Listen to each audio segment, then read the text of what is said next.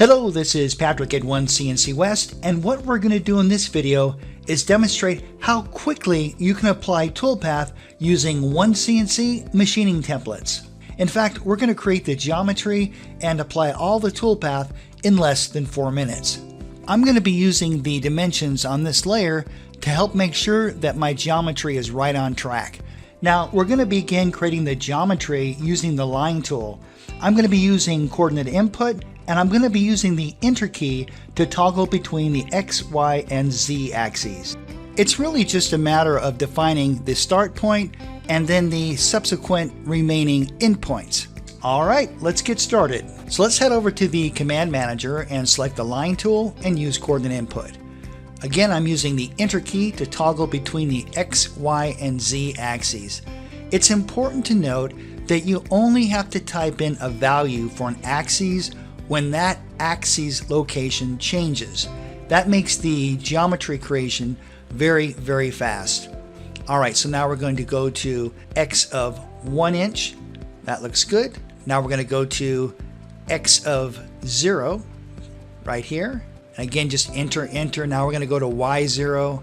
And then when we're finished, we can hit the Escape key on the keyboard. Now let's check our geometry against that dimensions layer. I'm going to turn that layer on and off. And that looks great. Looks like we're right on track. Let's create these 3/8 diameter holes now. We'll head back over to the Command Manager, select our circle tools, and let's change the diameter to 375 thousandths. Again, we're using coordinate input, and the procedure's exactly the same. We just type in the value for the axes and then use the Enter key to toggle through each axis. This looks good. All I'm doing is I'm typing in the value of the axis that changes. That saves a lot of repetitive work and makes the geometry creation very streamlined and very efficient. All right, we've got one more hole to create here. Let's put in the Y value. That looks good. And then we'll hit the Enter key, Enter, and then the Escape key on the keyboard. Now, the next two circles are going to have a diameter of 1 inch, 500 thousandths. We don't need to use coordinate input for these. We can just snap the arc center of those existing holes. Very good. Now let's create those 4 fillets. Those fillets have a fillet radius of 1/2 inch, and all we have to do is just left click the 2 entities where we'd like to create the fillet. Very good, and when we're done, we can right hand mouse click. Let's check everything against our dimensions layer, and everything looks great. Now let's create some stock. I'm going to change the color to something a little brighter. Let's head over to our line tool and rectangle, and you can use coordinates if you want to, but in this case I'm just grid point snapping the 2 opposing diagonal corners. Alright, let's apply our machining operations. Now remember, these machining operations are going to use machining templates. A machining template is a template that has all the previous information saved. So I selected that template, and I don't need to fill anything out. I can just click Next and Finished all the way through.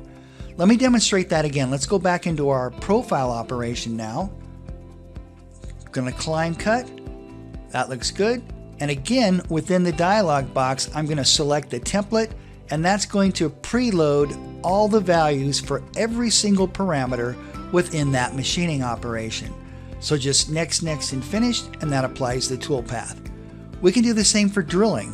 I'm going to use Arc Center. I'm going to left click the center of all the arcs that I want to drill, right click, hit Finish, and once again I'm going to be using a machining template.